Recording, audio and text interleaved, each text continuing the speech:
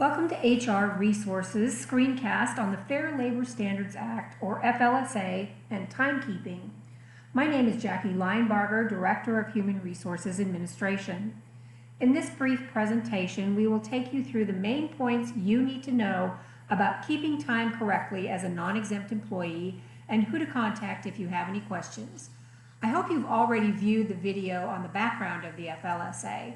If not, please stop the screencast and view that first, as it is a great background to what we are going to cover. So let's get started. Our objectives for this module are as follows: to understand when non-exempt employees are eligible for overtime, understand that overtime can be paid out or accrued as comp time, understand that the overtime rate is equal to 1.5 times the regular rate of pay, understand when on-call work, meal or break periods, and travel is paid and not paid. Understand how to find the timesheet on the HR website and how to complete it. And finally, understand some common errors to avoid. Employees are classified as exempt or non-exempt per the rules of the Fair Labor Standards Act, or FLSA. If an employee is classified as non-exempt, they are eligible for overtime. Overtime, or extra pay as it is called at the U of A, is earned for hours worked over 40 in a work week. The work week at U of A is defined as Sunday to Saturday. If a holiday or any other type of leave is used that week, they are not counted toward the 40 hours as work hours because work was not actually performed during that leave time. Extra time is offered as compensatory leave at the overtime pay rate or paid out based on the department needs. Overtime pay rate is calculated as 1.5 times the regular rate of pay. Using extra time as leave must be requested in advance. On-call time is paid hours when an employee has to stay on the employer's premises, or the employee has to stay so close to the employer's premises that the employee cannot use that time effectively for his or her own purposes. An example would include a UREC chaperone on student outings where they have to be present for safety reasons when hiking, rock climbing, and so on.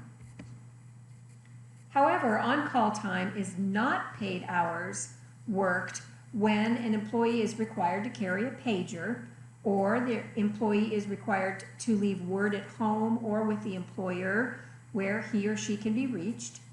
For example, plumbers that are on call would not be paid for the time that they are simply on call and not working.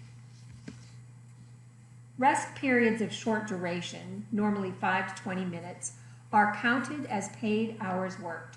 For example, short coffee breaks and walk breaks are paid.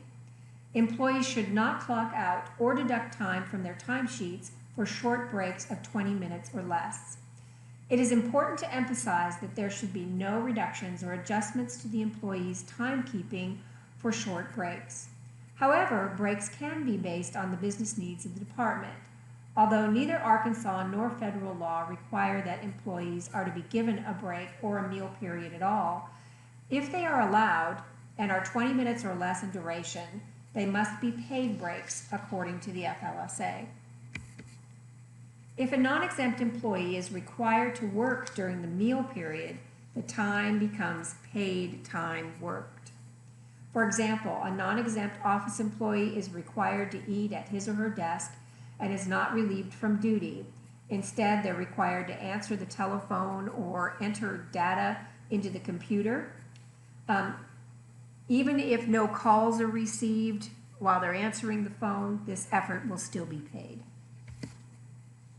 Meal periods of 30 minutes or more are not paid hours worked when the employee is relieved of all duties for the purpose of eating a meal. Travel time for non-exempt employees is compensated for traveling to meetings where instructions are conveyed and the meeting is required, traveling between work locations during normal work hours, traveling to other cities for one-day assignments, traveling to a place of emergency work, and when an employee is away from home overnight for work. When this occurs, the employee is paid during normal work hours. Regarding traveling during work hours, it does not matter if the travel is on a day that the employee is not normally scheduled to work. So note that normal working hours apply regardless of the day of the week. Travel time for non-exempt employees is not compensated for home to work travel or as a passenger outside normal work hours on an airplane, train, boat, bus, or automobile, or personal time spent during business trip away from the home community. Travel time can be complicated, so it's important to talk with HR for specific cases or if you have any questions. Some important items to note regarding compensatory time include the following. Prior approval is required to earn compensatory time. Prior approval is required to use either comp time or annual time. Comp time must be earned before it is used. Overtime payments may be provided if it's necessary for the continued effective operations of the state and is managed in the most efficient and economic manner possible. Each university department may determine if overtime is paid as comp time or as an overtime payment. The FLSA requires that all employers, subject to any provisions of the Act, make, keep, and preserve certain records. Time clocks are not required, and records need not be kept in any particular form. Nonetheless, every covered employer must keep certain records for each covered non-exempt worker. Therefore, all non-exempt employees must record an exact detail of start and stop times. You should record all hours worked or spent on leave using the monthly timesheet. Enter your arrival time, time left for more than 30 minutes, return time, and time you leave for the day. So let's go over the timesheet. I'm going to take you to the HR employee leave page, and on this page you will see quick links to leave report forms. We're going to look at the monthly timesheet. It comes in two different types, the Excel or the Acrobat timesheet, and we are going to use the PDF version.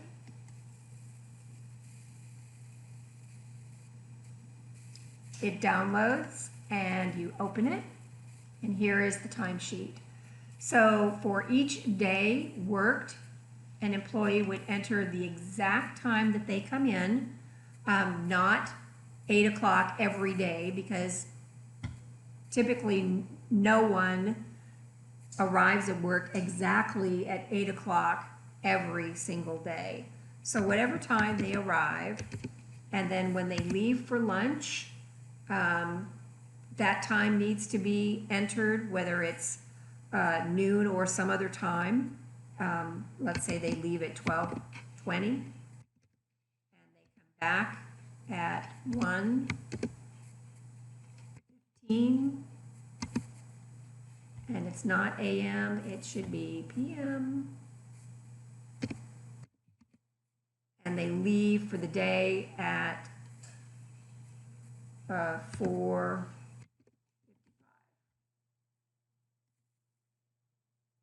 Not AM, PM.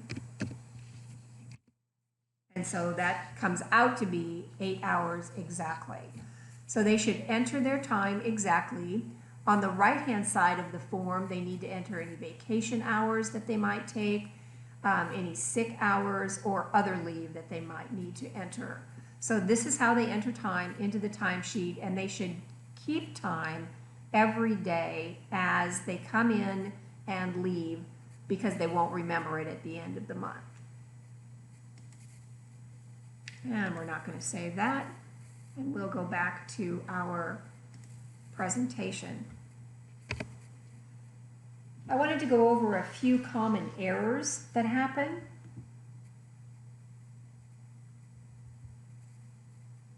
The first one is that employees need to make sure that they report actual time worked. and that they always take a lunch break of 30 minutes or more. They should not answer email or phone calls during lunch unless they are instructed to do so, and if so, that should be paid time. Short 5 to 20 minute breaks are paid time, and signing the form attests to accurately reported hours. Remember, this would be auditable, and if it's incorrect or falsified, they could be subject to disciplinary action. Just a few more things.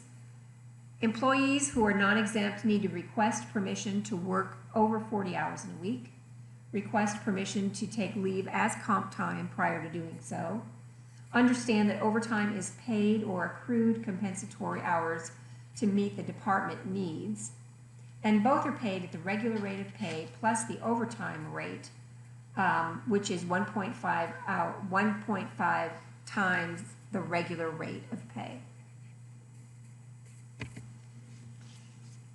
If you have any questions or concerns regarding your time or how to record it, please contact HR at 479-575-5351. And thank you for watching this presentation.